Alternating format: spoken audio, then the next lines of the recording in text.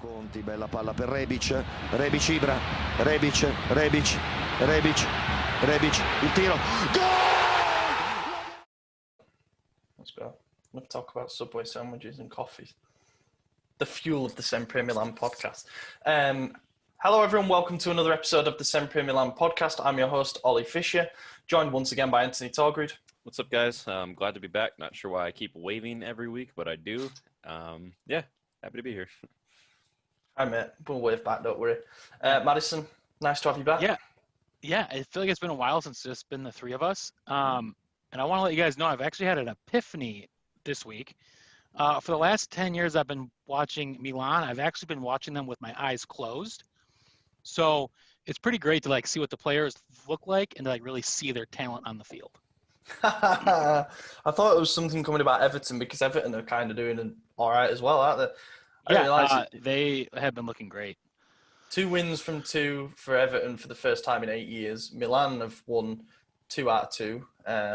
So, yeah, it's looking all right. Huddersfield have lost 3 out of 3. Yeah, well, we might as well start with the games that we've had then. We opened the season on last Thursday night, in Dublin against Shamrock Rovers. Obviously, we previewed the game and sort of talking about how it should be a walkover in theory, but I was kind of apprehensive given how well they'd been playing and how well they were doing in the league domestically, obviously.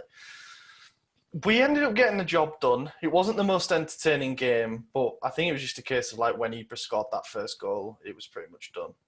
Yeah, it was really just once it opened up. I mean, we knew that they were going to kind of sit back and play defensive. That's what you do when you're playing a significantly better team. And once we opened up, then they were forced to come forward, and then we capitalized on a few more mistakes, and it definitely did not go to extra time like the Rover experts thought. Experts. Yeah. Yeah, it was going to be difficult as well because we knew going into the game that they played basically a 5-3-1-1 or a 5-4-1 in the league anyway. And to be fair, that had got them substantially ahead of second place in the league table. They're sort of walking to the league title. I think they won 9 out of 12 or something to start the season. So they were flying. It was going to be a difficult game because obviously we hadn't had a competitive game under our belts. We had the travel to Dublin and, playing in an unfamiliar environment. They can always be banana skins in these kind of things, but it's just I was just so happy that we got that early goal. It wasn't really early goal, but it was just a case of once the first goal went in, we were looking pretty good. Was I a bit disappointed that we then didn't turn it into a bit of an exhibition and start really flexing our muscles? Yes. Ultimately it was still a game up until around the hour mark. I don't think that would have been necessary, though, to really ram it home. I mean, I think the most important thing was just getting game time again, and we obviously got that. And we looked cohesive. We really didn't make many mistakes. Obviously, they had a few chances, but we didn't do anything wrong, I mean, we looked solid. I don't think there's a need to run it up 6-0, something like that, It's just... I do. Not that I Confidence. give a single shit about the other team and their feelings, I don't care. But I don't think it's necessary for the team's progression to go crazy like that. We know we have 2 games a week for the foreseeable future. So, conserve a little energy. Let's save it for Bastikas. Let's save it for the playoff that we hopefully are going to get. Let's save it for Inter in week 4. I just don't think we need to go all out against Shamrock Rovers. No offense, but if the league leaders get qualifying rounds for Europa, what does that say about the league? It's that's a fair point. I suppose it's one of those where the ideal situation is to win the game comfortably without conceding, which is what we did. We got through the game without injuries. But the cherry on the cake would have been to be 3-0 up after an hour, so we could have subbed on some younger players like Daniel Maldini, for example, to give them a bit of time, Colombo, etc. Didn't end up happening. I suppose the positive being Ibra back in the goal straight away. We'll come on to the Bologna game, but he took that goal really well. Always thought that it might be a kind of game where he's playing against 3 centre-backs who were all I thought they were quite good. There was one guy in particular who... There's a thing that came out before the game that he used to work in a bank, and he's a Cape Verde international, and he got a call up from the manager on LinkedIn and it was in Portuguese, so he thought it was spam, so he deleted it, and it was only once he got told by someone else to read it that he realised it was an invitation to play for the Cape Verde national team. That was an interesting one. I can't remember his name, and I feel bad for that, but he had a really good game. But yeah, Ibra got the goal. Çalhanoğlu with a lovely finish. That was around the time when we were having a lot of neat sort of interchanges on the edge of the box. It did seem like we were kind of playing around a little bit, just trying to score a wonder goal, and it did eventually come. There were other chances, but I must say Donnarumma made a couple of very good saves as well. That Green looked a lively forward. Not that it matters to us at all. He's not kind of what we'd want to sign or whatever, but yeah, he made a couple of good low saves, did Donnarumma. That was nice to see. It keeps him busy. And the story after the game as well about Aaron Green. Was Zlatan's jersey. Yeah. So his son, his big Zlatan fan, had asked his dad to try and get Zlatan's shirt after the game. He didn't get it at first, apparently. But then afterwards, Zlatan heard about it and went and took a picture, obviously, with Aaron Green with the shirt. And then there was a picture of his little kid with the shirt on. So that was a great story as well. And I saw a thing afterwards about how in the first qualifying round, Shamrock Rovers had played a Finnish team. Yes. And the Finnish team they lost on penalties, did this Finnish team to Shamrock. And they just talked shit, apparently, about, how they're a nothing team, how they've got no talent and stuff. Whereas they said Milan were incredibly humble both before and after the game. So it's good to hear stuff like that, Yeah, that's how it should be. When you're a club of our stature and you're facing a club like theirs, it's no disrespect to say that the size difference is immense.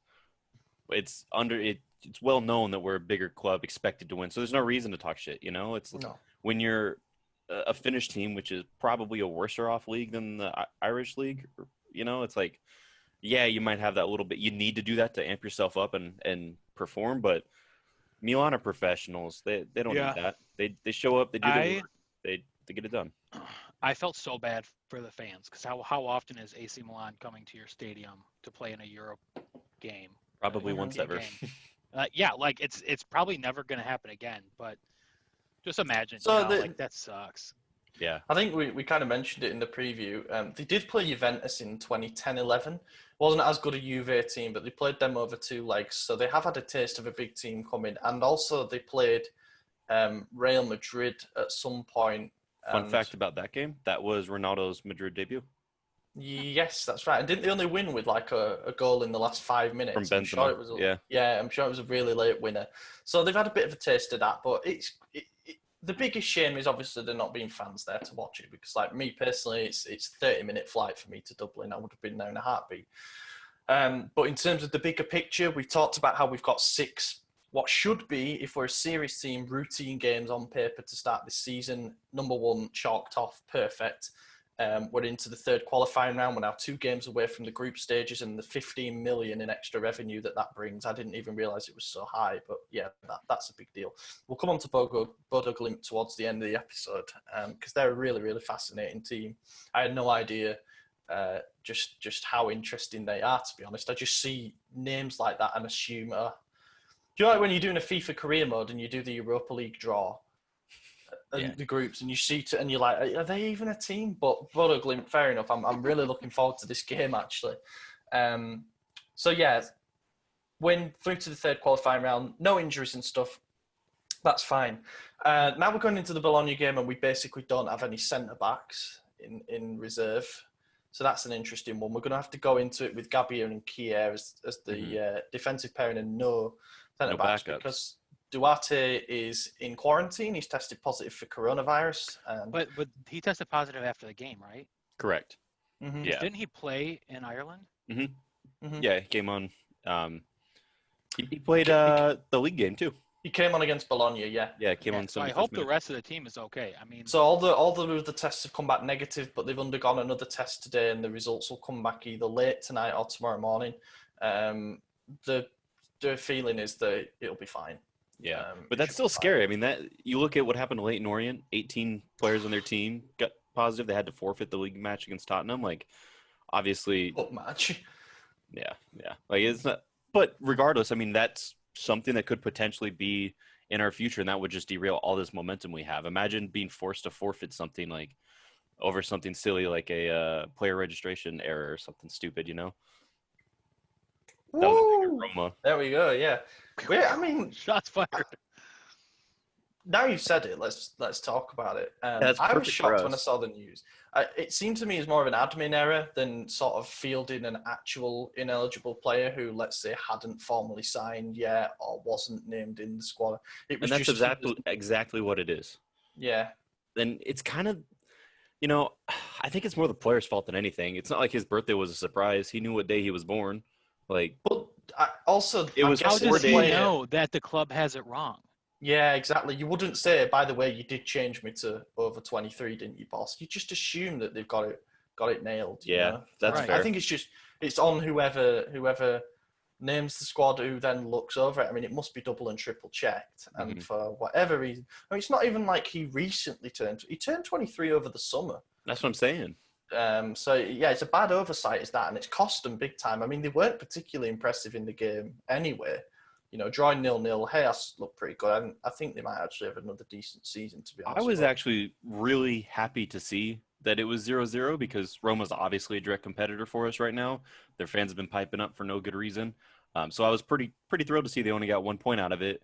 And now to see they lost that point and knowing that Hellas is going to drop off, like that 3 points isn't going to put them in contention with us, it's perfect. That's best case scenario. So, I mean, we all are rooting for a 3-0 win for Hellas anyways, It's fantastic. Yeah, and it just gives us a stick to beat Roma with for the rest of the season, to be honest. Yeah. As well. I mean, you look Something at like how that close we've won't been be forgotten. finishing the last few years, like 1 point off of Champions League 2 seasons ago, right behind Roma last season. Those 3 points could be critical towards May, It's perfect. Yeah, they absolutely could be. And speaking of 3 points, Monday night, Bologna's Serie A up now. I mean, we were all kind of confident going into this particular game because of the incredible run we've been on since post-lockdown. And interestingly, as a theory, I was thinking in the run-up to this game, I was a bit worried because it's like a brand new league season. But then I'm thinking, actually, if there's a club in European football where having a shorter pre-season might benefit, it's probably us. Because there's no stagnation, we don't really lose that momentum. The players get 3 weeks to freshen up, and they're back in, and the game ideas and stuff are still fresh in their mind.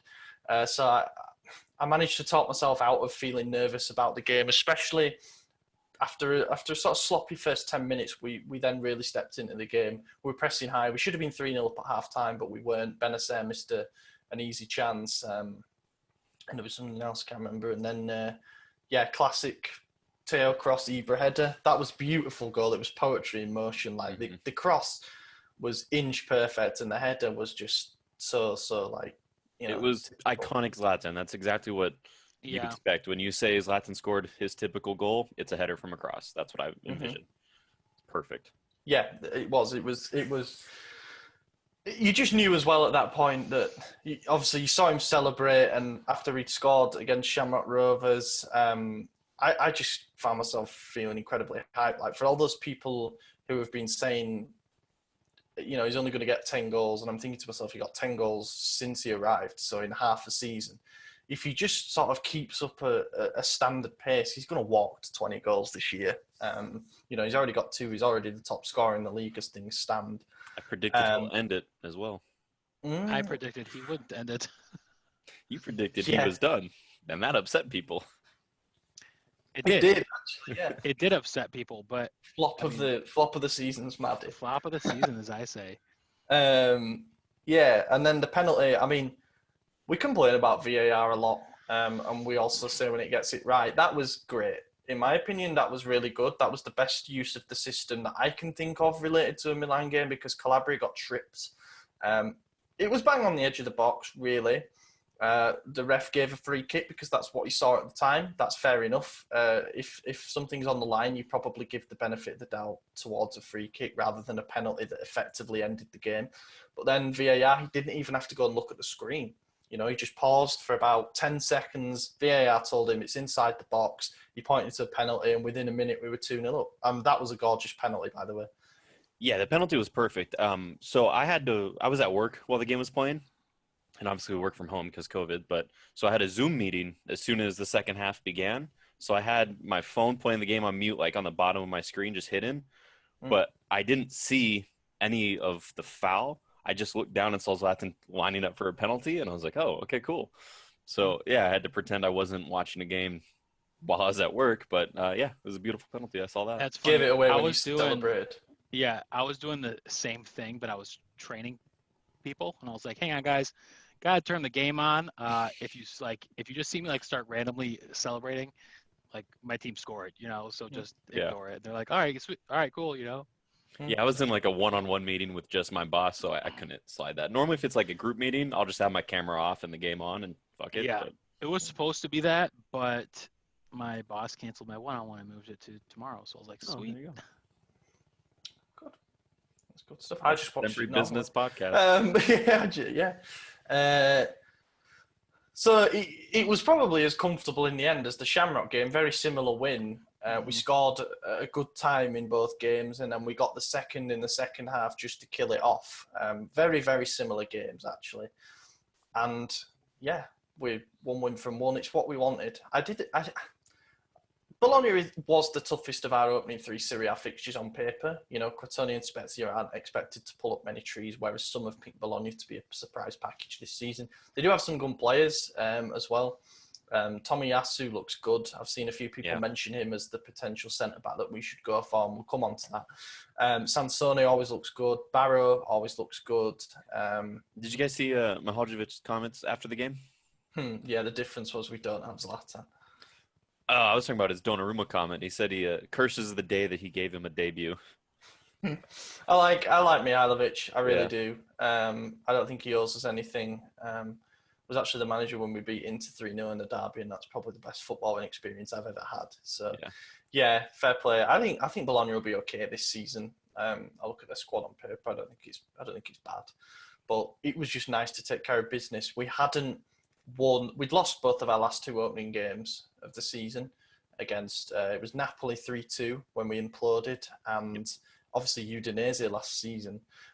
We'd never done it 3 years in a row in our history. Our record against Bologna is absolutely obscene. So nice to see everything kind of follow the movie script, and we got the win. In terms of performances, I guess everybody was raving about Ibra and Calabria. For me, man of the match, Calabria. Has to be. Yeah. I mean, well, I don't know about has to be because obviously Zlatan got 2 goals, and did he have an assist on the third one? I can't remember. Who had? I'm merging all the games together. Did we score 2 or 3 against Bologna? 2. Why did I think we had 3? Was Shamrock? Shamrock was 3, huh? No, both were 2-0. What? He got a secondary assist for the second goal against Shamrock, I think. But yeah, he didn't get an assist. Oh, okay. Well, never mind. I thought he did. Oh, he missed a hat trick chance. That's what it was. That's he almost it. had the third. He rounded the keeper and put it over the bar inexplicably. Yeah. I know it was on his left foot. I'm almost 40. If I was 20, I would have had 4 or something like that. That's funny. Yeah, I like Benjamin Button. Yeah. It keeps coming out with that man of the match. Yeah, I mean, Zlatan probably is man of the match because ultimately he was the deciding factor. Yeah. But as far as Calabria's performance on defense, it was the best we've seen from him in a while. And he's been putting in good performances too, so that says a lot. He looked great. He had that one little skill move in the back where he was getting double teamed and somehow just back heel flicked it to Salamakers. Didn't go anywhere, but it was beautiful on his part. And there was that one down the right side where Ibra played it out to. Sorry, it got played into Ibra, who played that amazing flick out to Calabria, and you just see that if you can see the link-up play between your centre forward and your right back, then you know that something's good and you're getting on top in games. Yes. There were plenty of positive signs. Calabria's stat line was incredible. I won't read it out, but go to AC Milan data if you haven't seen it. I think I don't want to bang the drum too much, but I just think back to the podcasts that we've done over the summer and how so many people, we've had so many questions about the right back position. And I feel like the only one who has persisted with the notion for a long time now that Calabria is a guy who deserves more of a look in. He's definitely better than Andrea Conti, and might be worth sticking with if we can't get a guaranteed upgrade in that position, because some of the targets that we were supposedly after, like Aurier, Dumfries, Emerson, were all coming in at over 20 mil, and we don't have that kind of money to splash, really. He's starting to repay that faith. Some might have called it blind faith at the time, but we know there's a player in there with Calabria. You know, he's only 23, so he's not in his prime. He's going to keep getting better. He's playing in a better team now, you know, a team that's playing with confidence. He was making mistakes in a team where everyone was making mistakes. I think back to that Roma game away in particular, where he laid the ball in field for their second goal, and he was hounded for it. And rightly so, it was a poor mistake. But you think everything was going against us at that point. And now everything's moving in the right direction. It looks like we have two fullbacks who kind of perfectly complement each other. And I really hope that it continues, because there's not many players that I want to succeed more than Calabria, with him being a boyhood fan of the club, coming through the youth sector. And also just the fact that we saw under Gattuso what kind of a defender he can be, what kind of a player he can be, both going forward and tracking back. So he has receipts to show for the fact that he's a good fullback on his day. I just hope that it's the start of a really good run of games now. You know, he's got a couple more in the league, and he'll have a couple more in the Europa League, hopefully, to prove that it isn't just a fluke, and he can kind of ramp up that form. You know, I think he's a player who needs to gradually up that form. He's not just going to jump in and be world class. He will get there with confidence. Yeah, and even if he isn't that guy for us, I don't think we need to go in for another one. I know I said we did all summer long, but after seeing Kalulu in preseason, I'm impressed. And I know we didn't play any teams really worth a damn, but he looked good, you know? And if that's going to be our backup to Calabria, and then we turn that attention to the right wing, which we clearly need after seeing Samu and Salamakers, like, that's a good move. I think there's 3 positions we need to fill right now, and that'd be a backup center back, given the injury problem we have right now, a 4th center mid, because we had the 5 substitutions, and a starting right winger. So I would focus on the right wing and then get the midfielder and the defensive back later, because they're backups. But if we get Europa League, get that extra 15 mil, I think deadline day we're going to see something happen. I think Chiesa It's really funny to listen to you guys talk about Calabria now compared to last season. Yeah, because I was shitting on him. All season last. I didn't. That's what I'm trying to say. I was the only guy who. I laid a big old dump on him. I defended him. I knew that he had that talent. He was just out of form. I had a lot of arguments with Fred in the group chat about he was like very, very pro Conte, and I was saying, what has he got to show? Well, yeah, Fred apart from deluded. I hope he listens. There's nothing to Conte at all. The only reason I was chiming up for Calabria to go was the capital gains. We were going to replace him. Looking at the balance books, that was it. I know he was a good player from what he did, you know, when he scored against Napoli under Gattuso and a few other big games he had put in. But his performances last season showed a decline, showed an obvious big decline. But he's picked it up, and, you know, I'll back him again. It is what it is. Yeah, he has a bad game, and then you're like, get him out of here. Exactly. I really feel like he is the kind of player that a couple of good games and the entire fan base will turn. I saw Cafu Labria trending on Twitter. Okay, that's just silly. It says a lot. Yeah, it wasn't really, but I did see a lot of people saying it. That's the thing with a really football likable player. It's fickle, short-term memory. It's fickleness. It's I don't know. You forget the first half of the season's performances when they turn up in the second half. Look at Bakayoko. Half the people forgot he was trash the opening 20 games. You know, like that's true. It is what it is. He wasn't great to begin, and also had problems as well, like the row with Gattuso and the whole Acerbi thing. You know, where he's dangling the shirt. It wasn't all plain. There's nothing wrong with the Acerbi thing. I know you were against it. Nothing wrong. But Maddie and I were all for it. Yeah. I wish we'd do it again this season. Absolutely. Fucking rub it in their face. We need to make a habit out of guys love the dead head of the managers we defeat every time. Yes. But then wouldn't have been a problem if we didn't lose to them in the cup semi-final a few days later. But anyway, that's a different game. It up. yeah, that's true. Yeah, I suppose that's the nature of the beast, but I was just like, can we just wait until we knock them out in the cup and then we can do whatever we want? Anyway, there are a lot of people who defend players who probably are past the point of being defended. I can think of a few in our current squad. I mean, you look at the likes of Musacchio, and there are players who defends Musacchio? There are people who are genuinely saying we don't need a third choice centre back. When Musacchio comes back, he's fine as that rotation option. And I'm like, he's not terrible. He's fine as a fourth choice. He's given up some stupid penalties. Very stupid. But so is Calabria.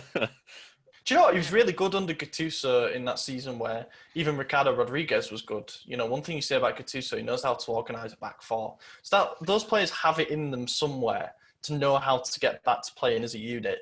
I just worry that the way we play has shifted entirely, you know? Ricardo Rodriguez just looked bad because Teo is so good.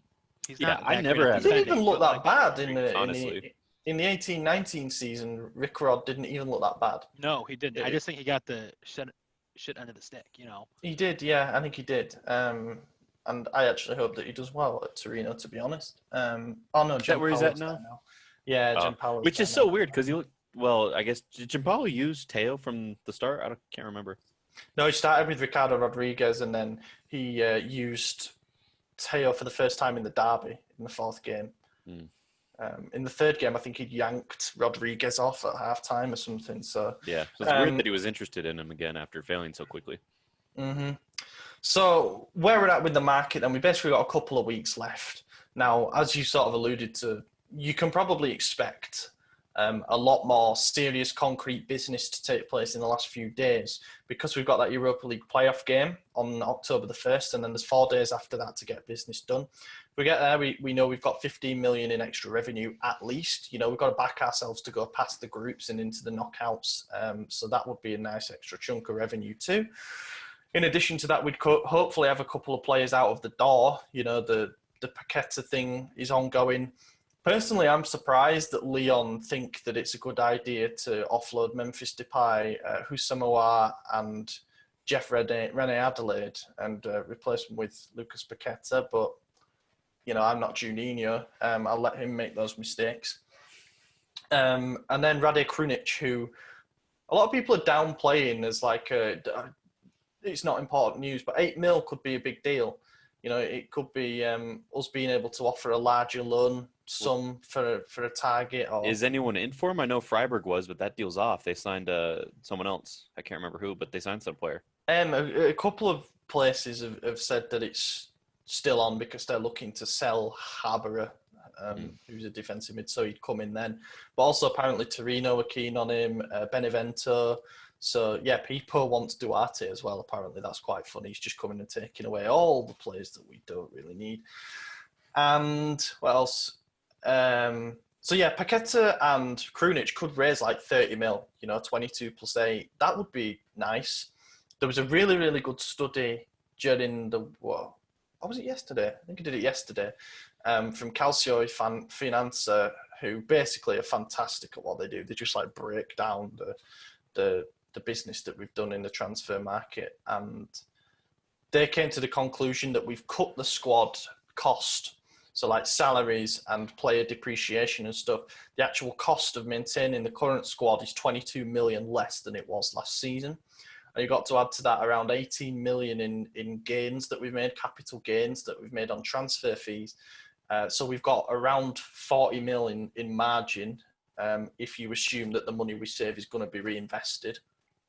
So far, we've only used 10 mil of that on Tonali's loan fee, essentially, plus and that 500k. Half of that was Biglia's salary. Yeah, exactly. You know, and Bonaventura's as well. Yeah, plus cheap Caldara's. Like, those players were making so much money. Bonaventura deserved the money that he was making. The other two, not so much. Mm-hmm. Yeah. Well, the injuries alone, they cost us that much in medical fees. The Caldara, stuff like the Caldara transfer fee wasn't even included in that because it won't actually be triggered until next year. But he's going to go there permanently, and that's another 18 million euros. Sorry, so it's all looking positive. The accounts being cleaned up, and yeah, that 40 mil suggests that we actually have the budget to get a couple of things done, even if we don't sell these players. But if we do, you add on the 30 mil, it becomes 70. You add on the Europa League groups, and you start thinking, well, 85's a decent wedge to be able to go after someone like Chiesa, you know, someone who might be able to get on a loan with option or obligation. So start the season, the right side, as you alluded to, Castillejo has not been good. He's not been good. I thought these would be 2 games to enable him to hit the ground running, really, essentially, to get maybe a goal and at the very least to put in some positive performances. Now, I know he came off against Bologna at half-time with a bit of a muscle problem. That maybe explains why he wasn't playing so great in that first half. But just like the Calabria thing, I spent all summer saying it's dangerous to put all of our eggs in that Castillejo basket because he just doesn't score enough goals. He's not productive enough. He doesn't get enough assists. Why do we think that he's going to turn into this perfect player for our system? And also the myth that he tracks back needs to go because he just doesn't. You know, you see him walking back, and again, that might be because of the injury, but I just remember thinking, you're having a shocker, mate. All the good performances from the post-lockdown last season kind of evaporated into the back of our memories, and Salamakers came on and looked twice the player. And, you know, he's a 7 million... He didn't look that good either. He should have had an assist. I'll give him that. Ibra shot too soon. You know, Yeah. he could have toyed around a bit and scored that. But Salamakers, He did have a few moments of positive play. He did not look bad the entire looks time. tricky.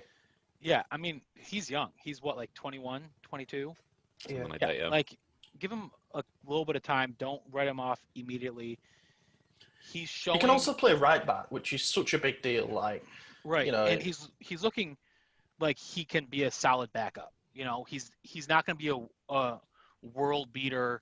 You know, starting on the wing to win us the Champions League. He's kind of like Barini, you know? He could play in a bunch of positions. He's never going to be a top-quality starter, but he could fill a role. And that's fine. He's not making $6 million a year. Yeah. I mean, and that's important to have. We need someone like him, but we also need someone who's going to actually take that starting spot so Yeah, that for we sure. only use Salamakers when we need to, you know, and not relying on him. the thing is, at 21 years old, we don't even know what he can be. I mean, I know Anderlecht fans were shocked to see Salamakers go to a big club, but there have been moments where he certainly looked like a serviceable player, and yeah, he can play anywhere down that right side. I don't like him playing on the left because it puts too much emphasis on him cutting in onto his right foot and shooting, and I think that doesn't really work for him. He needs to be able to run to the byline. But we'll probably see that tomorrow against Bodo Glimt again. But yeah, we do need a new right winger. I think everybody's sort of on the same page now. Whether it's Chiesa or not, you know, I still think the asking price is going to be a big problem there. And I think it goes down. I think the secrecy behind the Rebic deal is in our favor. I think Europa League qualification is in our favor. I think there's a lot going into it, and I think that's the deal that's going to happen. I know Chiesa wants to leave, and he wants to stay in Italy. I know he's not going to renew. Boyhood Camiso's fan of going to us. sell. Like, yeah, I mean, 35 would be the absolute most I would spend for him, and that's if we're getting strong-armed. And it's not that he isn't worth 35, because I think he is, but Camiso wants a lot more than that. That's the issue. Yeah. And I don't think that. I mean, yeah, I guess 35 is worth it. I just think that He's 22. He's in Italy. And yeah, the thing is, the cards are in our favour because his contract runs out in 2022. The player is clearly not going to renew. You know, he's got bigger ambitions, be it us, be it Juventus, whatever.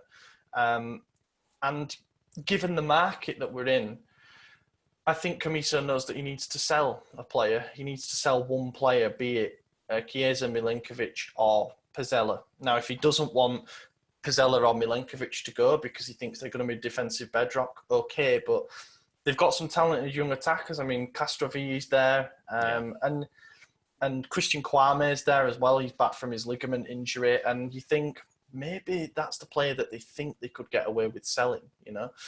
So it might enable us to do a favourable deal. But I'm not sure. I think there'll be other targets that we've got in mind. I really do.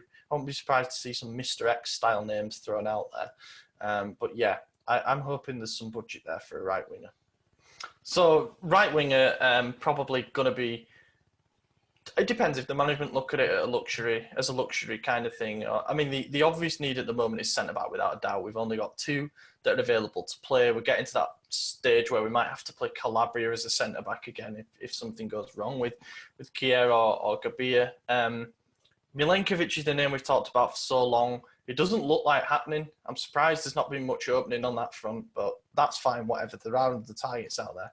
The one that seems to be the hottest track at the moment is Matija Nastasic. who's currently at Schalke. Now, Schalke got beat 8-0 by Bayern Munich in their first game of the season, but he didn't play.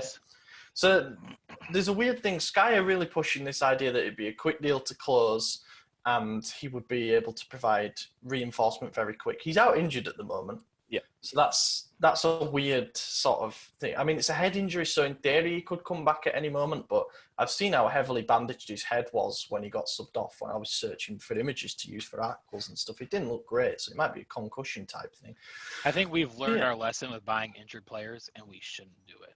Yeah, I agree. It seems Especially like every the center management back wants position. to do the same thing. Exactly. I don't know why we only buy fucking broken defenders. It makes no sense to me. We're like a broken record, man. I will be quite disappointed if we Doesn't don't have a counterweight on the back. That That was a joke from Eddie. You learned something that we talked about the other day. Yeah. Sorry, go ahead. That's fine. I'll be kind of disappointed if we don't end up with Milenkovic or Fofana. Both of those are young who could become Romagnoli's partner in the future, whereas Nastasic, he's left-sided, so he's never going to get that job of playing alongside Romagnoli. If anything, we're signing a backup for Romagnoli. Now, you might say that's fine. Let's postpone the search for a proper new centre-back until next summer because Kier can do a job this year and so can Gabia. That's fair. But we're pushing for a defender. We've decided we need one. Make that investment now, you know, and then give them a year to bed in. Fofana would still be the dream for me. I think he looks like an incredible talent. There's a reason that Leicester, who have got a very good eye for talent, as we've seen, are after him and are willing to pay 30 million. It makes no sense to me to not go for a Romagnoli partner right now. I mean, Romagnoli's 25. He's entering his athletic prime, and we still have never seen him with a proper partner. You know, I mean, it's time we give him one. Alex was fantastic with him for the year and a half he was around. Poletti was decent for the year he was around. Kier was decent for half season. Like, Musacchio was decent for half season. But when is he going to get someone that he's like, okay, this is my guy. This is my ride or die. I need to, like, Kier could be that for 2 years, but he's 31. I think so. That's the exactly. only... That's the problem. He's already on the tail end of his prime. Who knows? People drop off massively after their prime, and some like Zlatan are eternal. But we don't know what Kier's going to be until he's like 35. So You know, Zlatan could be like that South Korean player who plays in 5 decades. Oh, yeah. I was mental. He played into like his 50s. Yeah, the thing is with Kier as well, people sort of presume that he's this big unit that just clears up while Romagnoli's the more athletic centre-back. Kier's quicker than Romagnoli. It's like bizarre. You don't expect it, but he is. If you watch him, he's really good at what he does. It's all in the brain, you know. He's very, very quick to cut danger out.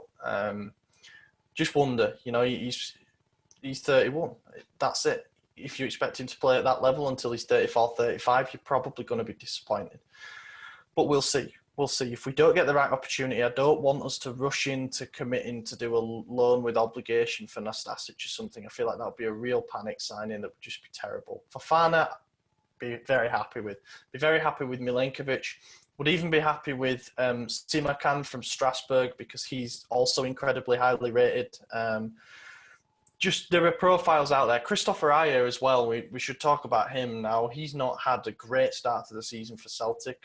Gave away a penalty actually in a game that I watched, but he's that kind of profile. You know, he's big, physical, strong, and probably would be able to get it done on a much cheaper deal than say Milenkovic. But again, some questions about quality of league, but then obviously Van Dijk's come from there, and there have been good players for Celtic.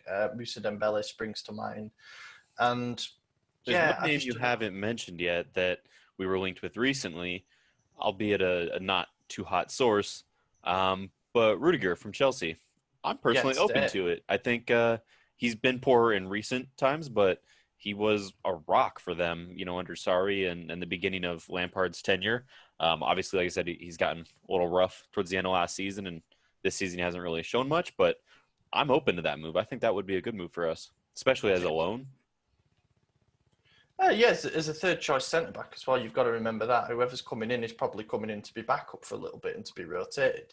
But I don't think it hurts to have another international, a German international in there. He's not been great. He's been accused of being quite arrogant and dropping some horrendous performances. However, his best performances have been in Italy with Roma. And also, you look at someone like Chris Smalling, for example, who's not only a similar mould of defender, but had the thing of struggling like hell in the Premier League and come into Roma and kind of reinvented himself to the extent that he's now apparently a €30 million player. That could be Rudiger. It could be. He's a guy that Massara apparently personally likes. So that could be important because he does have a big say. He's obviously a big part of the recruitment team as sporting director. That could be big. If everybody approves of that, I wouldn't be against it. The only problem is he earns just over $3 million a year net salary, which, in my opinion, is a lot for a backup centre back. You know, you could probably sign a younger guy on a $1.5 million a year deal.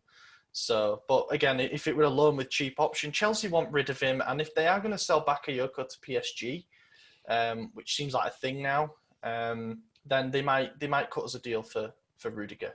Say, okay, you were priced out of that deal, but here's your sweetener. We'll give you the Yeah, I mean, if PSG offer 40 mil for Bakayoko, like the rumor says, then Chelsea should take it because we're never offering that. Leonardo as well, innit? I knew they'd come back in and have a go because they do need midfield reinforcements. Their midfield's pretty bad. So yeah, I wouldn't be too mad about that. I feel like it's dragged on for too long as well now. Like if it was meant to be, it would have happened by now, you know. Actually, we got a question which I'll drop in there now. Comes from Abubakar Sadiq, who says it was about the midfield situation, asking about what we reckon on this Andre, Frank, Zambo, and Gisa. I don't even know if you just said words. Like who? I'm guessing you've not seen him. No. It's another name that's come, like, it's been a hot rumour over the last few days. He plays for Fulham at the moment, but basically he signed for Fulham from Marseille, where he had a really, really good season. Went to Fulham, it didn't work out. He was loaned to Villarreal for last season, and Villarreal were a good side, and he played over 30 league games for them, so he had a bit of a comeback season. And Fulham have decided that they're going to keep him, but then it's come out that we're apparently a potential destination. He's 24, Cameroon international, very, very similar in playing style to Bakayoko, a big physical defensive midfielder. You got to remember, this is a fourth choice. Tonali's third. We just need that fourth choice. And if this guy could come in for like a 10 mil, it's perfect. Like, I think this guy could really do a job for us. Honestly, his work rate's exceptional.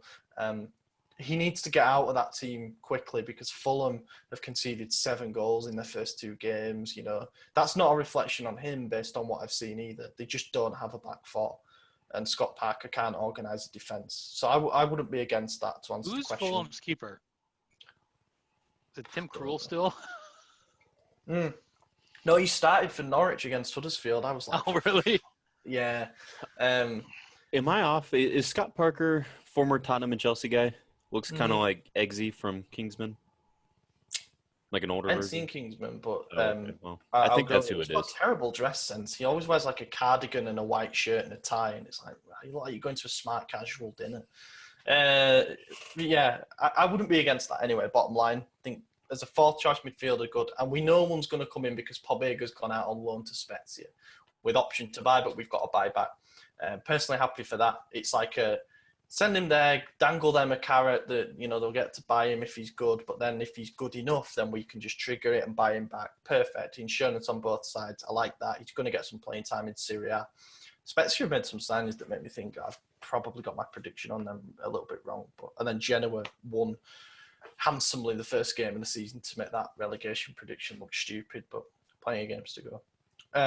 Anyway, quick preview on Bodo Glimt, because not many people know a lot about them for obvious reasons. A lot of people are confused by the fact that they have a forward slash in their name. They're probably the only club that I've ever seen. Yeah, when I first saw that, I thought it was like, we'll either play Bodo or we'll play Glimt. Yeah, I also thought the same. A lot of people saying that this should be a straightforward game for us. Now, you go back to Shamrock Rovers and you think they'd started domestically absolutely fantastically. They're walking the league, but it's the League of Ireland, so you take it with a pinch of salt, etc. The Norwegian League, in my opinion, is better than the League of Ireland, so we ought to factor that in. But anyway, they finished second last season. This year, they're 16 points clear of second place Molde with 12 games remaining. They've basically been likened to the Atalanta of Norway because of the way that they recruit young players. They've scored 65 times in 18 league games. They average 3.6 goals per game. They're undefeated in 20, having won 18 of them. They've scored 6 goals in 3 of their last 6 games. And they actually have some players. Well, they've got one player in particular that, having watched a bit of him, I actually wouldn't mind seeing us sign. It's a 20-year-old right winger called Hauge. I'm probably pronouncing that one wrong. But they play a 4-3-3 basically, which is going to be fun. But it's called Jens Petter Hauge. He's got 14 goals and 8 assists in 17 league games. And he just looks like a really, really good technical winger. You only get linked to some of these players from like Club Brugge and other. Rashika's another good example of a player that people saying, yeah, sign him, you know, looking at stats, thinking that's the be all and end all. That might be me as well, but this kid looks really good, and I think we're going to get a good look at him tomorrow. But there's other good players that they've got as well. They've got a guy called Zinkernagel up front and Kasper Juncker. Actually, a lot of the best players are actually Danish, which is quite funny. But this might not be too straightforward. Go on. Yeah, here's the thing. They're up for it. You know, no team in that form isn't up for whatever game's in front of them. You look at how we started our first campaign in Europa League like 2 seasons ago. We were hyped as hell to fight Arsenal. We were like, we got this. We're bringing it to them. We lost. And that's going to be Bodo Glimt. You know, they're ready. They want us. But there's no reason to make But they're going to lose. Yeah. I mean, at the end of the day, we're going to ruin their 20-game record. It's going to be shitty for them. But it's going to be a fun experience for all. And they might. Dude, you're about to eat your words. I'll eat all the words. It's all good. But I think they're going to eat some goals. You know, I think we're going to eat. We're going to eat good. Now, looking at their record, the one thing they do is concede goals. They haven't kept a clean sheet in any of those last 6 games. That will be a worry for them. If we get the first goal, we'll be fine because it'll force them to come out of their shell even more. And the one thing that we know we're good at is overloading on the counter. They try and play exactly the same way. So I think we're going to play it nice and calm, try to control the possession like we did against Shamrock and against Bologna. We're going to press them aggressively, and we're just going to say, you're not going to score more goals than us, not playing on the counter. And there's no way. I mean, we're not as prolific as they've been over the last 18 games, whatever you said their weird stat was, but we're pretty damn good ourselves right now. You know, we're putting in numbers against teams in respectable leagues. So I have no fear at all. They might get one past us, sure, but come on. Also, the thing is they've played 2 Lithuanian sides to reach this point, so they haven't really had a challenge just yet in that. Yeah. The last round they played, it began with Z. I can't remember it. I mentioned them last week as a potential opponent for us, but they won 3-1 and it wasn't particularly straightforward. So we'll see. I'm hoping that it's going to be a routine progression into the playoff round because the playoff round looks like being a bit more tricky to negotiate. We're probably going to have to play Besiktas away as it stands. Are they allowing fans in the stadium? No, so that's okay. That's good. They're not allowing them definitely throughout the qualification phase, and they're not going to allow them for the groups, to be honest, either. Not the way that there's been a bit of a rise across Europe, but obviously it's a big difference having to play in front of an empty stadium against Besiktas because we know the atmosphere and stuff that they generate, but it's still the travel, you know, the travel. Oh, it would be away for sure. Yes, we would be away. Yeah. So why have we had to travel in all of these? We haven't. We're at home tomorrow night. Oh, we are. Okay, well, there you go. So we're at home tomorrow night. That gives us a big advantage, obviously. We should talk about that, playing on a huge pitch. Yeah. An empty San Siro. Right. Yeah, they're not allowing any fans for that. It was cool to see 1,000 fans. We should give a mention as well. The club had 1,000 fans that we were allowed to bring in. They chose to give those 1,000 tickets to doctors and those who've been working on the front line to fight COVID. A great gesture. You know, there's nothing else you can really say. And they made a hell of an atmosphere. Yeah, I was just going to say, I was surprised that when we kicked off and stuff, they were chanting. It was louder than a normal home game. And I couldn't tell if it's just because we haven't heard anyone for so long that it was just so unexpected to me that it made it seem so much louder, but it genuinely seemed like a full arena. You know what? They could have very easily just put the mics around those fans. I think that probably they just wire them all up. Or they boosted it up with a bit. Yeah. That'd be No, smart. it was just nice to say, and I think it's after early October they're going to have another assessment about probably bringing back a third capacity. That would be good. It's That'd going to great. be I don't great know, for us because if we've been playing so good behind closed doors, we're going to get eased back into playing in front of a full crowd. So like we'll go to playing 30% for the derby, which is great because it's still the atmosphere to And feed the off. big plus is our shitty fans won't be booing the whole time. They're going to be happy. Exactly. So Our we'll be players good. won't be like scared of our fans. Yeah. Yeah, Except for Tonali. He's a little nervous right now still. Yeah, I was actually going to ask. I forgot to ask. First two games, what are you rating based on the first two games? Tonali and Brahim out of 10. I rate Brahim, Brahim better than Yeah. Tonali. that's what I was going to say. I was going to say Brahim like a 7, maybe 7.5. I think he's been Yeah, fantastic. And Tonali like a 5.5. And that's not really a slight on him. It's just he's young. We knew he wasn't starter level yet. We bought him off potential.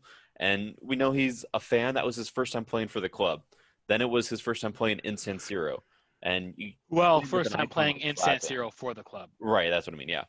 So there's a lot of nerves, and it showed, and he only had combined maybe 20 minutes between both games. I mean, it's not like he really showed a lot. He just needs to grow, and some people have jitters their first few goes around. Some people don't. He obviously did, and it's okay. Mm-hmm. He'll get there. I mean, Benacer was very shaky sure. to start with. Kessie had an awful first half of last season, let's not forget. Yeah. And Tonali will get there. The beauty is we're going to be able to rotate him in, and he's going to get plenty of opportunity to show. What do you guys think of the 5 substitutions in the league? Good for us. I think it'd be better if we had better subs. Yeah. This was the first time in a while where I didn't feel like we got significantly worse after the subs were made. Now, when the later subs were made, Duarte and whoever came on last, I can't remember, Krunic. then I was like, all right, things are going to slow down a bit. But Krunic was all right. bringing on Brahim Diaz Krunic was all right. was an upgrade, I thought. Bringing on Tonali is not a big downgrade, you know? Like, we look good. I was happy. Now, if we could get those extra players that we were talking about, that fourth center mid rotation player, that extra center back rotation player, I mean, then we're doing like for like. Our stars are staying rested. Our backups aren't shitty. Like, we're going to continue forming. It's going to be And great. we can honestly, afford injuries. Exactly. Tonali just looked a little lost. Like, he looked like he didn't know where he was supposed Well, to and he's never played in a two-man midfield, you know? He's always Right, been and in a that's probably three-man why. midfield. No, he was saying that he did at the start at Brescia. In his first interview, he said he feels more comfortable in the two-man midfield, and I'm thinking, oh, that's great because it allows him to focus on his distribution and stuff. But I thought, like you said, he looked a little bit lost. But he got 8 minutes in the first game and like 18 in the second game. Yeah. So, you know, he's not even played half an hour yet. Right. It'll come when he gets that first start, so he can grow into the rhythm of the game rather than be thrown in there with teammates that he hasn't played much competitive football with. We're getting towards that start. They're on about him starting potentially for the playoff game in the Europa League. So we'll see on that front. But Tomorrow I'm not worried. But Brahim, No, the final playoff. Yeah. against Best Decades or But Stikas would be the third, and then we have Besiktas. another one. Besiktas. Yeah. My bad. It's ridiculous that there's four. No. Besiktas would be the final one. So tomorrow's the third qualifying round, and then Besiktas / Rio Ave, who are a Portuguese team, that would be the game to get us into the. I thought there was one more after that. Mm-mm. Well, that's The nice. playoff round is. I was the getting playoff real round. pissy. I was like, "There's 4 of these fucking games." Like, Nah. okay, that's good. Besiktas could be tough, but we'll come on to that if we ever get there. Yeah. I mean, by the Um, time this goes out, the game we're talking about is going to be over, so we might as well move on. That's true. Yes. Just saying. That's very true. Right. So a couple of questions. Do we have a league game to talk about this weekend? Oh, shit, Yeah. Oh, yeah, we Who do. play Crotone. Crotone. Oh, hang on. and Do Spezia. your prediction for Bodo Glimt first? It's going to be 4-0 us. I was gonna say 3-0. I just think, Ollie said they concede a lot, and we score a lot, so there's that. I've got 2-1. I think we'll concede because they score a lot, and but I think we'll score more. Simple as that. Crotone. I haven't done my research. Do they have a good team or not? No, they're going down. I completely forgot. That's the only problem with having to preview 2 games a week is that I forget to research the other opponent because I haven't written the preview for it yet. Let me look down their squad and if there's any names. Oh my God, they have a player called Mattia Mustaccio. That's funny. Is he a center back? Oh, he's a midfielder, which is a shame. Luca Shigarini's good. I think he's one of them that always seems to have a good game against us. Nicola Zanolato, who of course used to play for us. There's not an awful lot here. But that's really Now, if I had to pick, these would be the guys that would be bottom for me. I think Spezia will probably do enough to finish second bottom now. But away from home, I'm right thinking, I think the first game of the Chinese era, the 2017-18 season, we played Crotone away and won 3-0. Yeah, something like that. Kessie scored a pen. Yeah, I remember that one. I'm hoping this is a routine game. I really am. Same. But playing at San Siro is going to help. We're going to go into that game fresher. Again, I keep saying this. Games are not won on paper, that's fine. But if we're a serious team, then we have to win our first 6 games this season, when you include the Europa League as well. We have to. And I expect us third of the way there. I expect us to do the job against Crotone too. I'm going to say that we win that one. I always back us to concede, so I'm going to do it again. Win that one 3-1. I'll say 2-1, but they're going to score first. Yeah, I'll say 2-0. I just don't see why I would predict anything bad for us when we've done nothing but good. They don't have a number 9. Like, they literally Neither do don't we. have a... Neither do we, but don't worry, Memphis Depay's coming. He's not, by the way. Also, during the Bologna game, after Zlatan scored the 2 goals, I was like, if he was wearing number 9, those would not have gone in. Yeah, they all would have been misses. Yeah, that had a bust. What was it? Oh, yeah, I was going to do questions, wasn't I? Right, so Rock Award says, if you're allowed one big investment this transfer window, what position would you invest the money in? He names right wing, centre back, centre mid, right back. And also, what amount of money would you consider to be a big investment realistic for us at this moment in time? Right wing, and I'd say 30 would be a big for us right now. I think center back 60. You think we're going to – well, okay, 60 is a big investment. Oh, yeah, I see, yeah. Yeah, I thought Tonali was a big investment, not in terms of guaranteed cash sum, but in terms of ambition, in terms of going toe-to-toe with Inter, a team fighting for the title in the Champions League who'd already agreed personal terms, and we came out on top. That was a big statement signing, in my opinion. There's a financial investment. I don't think we're going to sign anybody for a fee above. Do you know how many people have already bought his jersey? We know of at least 2. Yeah. It just got 4 now. The Milan store just keeps sending them to his house. Oh. He's now the US distributor. I'm pretty sure Mike, the guy whose jersey I did have, received it yesterday, by the way. I haven't heard from him, but I got an update from FedEx that said it did. So, good everyone, stuff. I'm a good person. Now he has to send one back. Yeah, well, Milan's going to send him another one. They sent me an email kind of mad. They're like, because they wanted me to send his jersey back to them, and then they were just going to ship him a new one. And I'm like, that's a waste of everyone's time. And were they going to give you anything?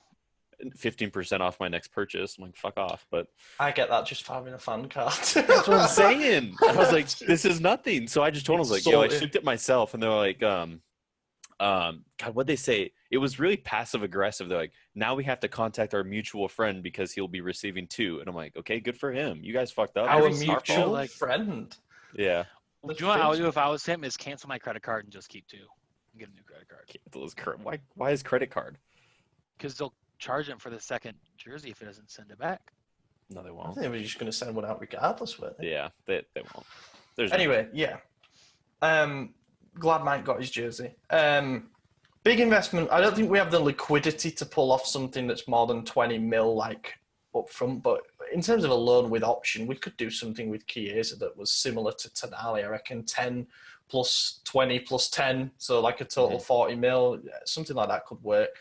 Also, got to throw in the idea of maybe some counterparts and stuff. But in terms of the position that I would pick, I would like to see us sign a right winger. I think the centre-back is something that could be fixed for this season with a loan signing like Rudiger that wouldn't cost so much. Whereas the right wing slot, we need to spread our attack as much as possible. The right side, it currently looks like a weak link, although we hope Calabria carries on his form and stuff. So it'd just be nice to have a more balanced attack, and it's the one obvious weak link in our squad at the moment. Well, and if we improve the right wing, then pressure is alleviated from the right back. You know, he doesn't have to make up for dispossessions, interceptions, things like that. So it helps both positions to improve the attacking aspect of it.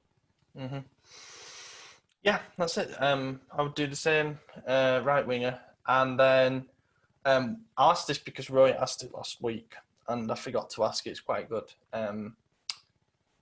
What, in terms of the right back situation, do you think we still need to invest in one? Or is Kalulu going to be a good enough backup? Is Conte going to accept being third choice? Like, how do you fix that situation? Well, apparently we don't want to sell him, so the club sees something in him.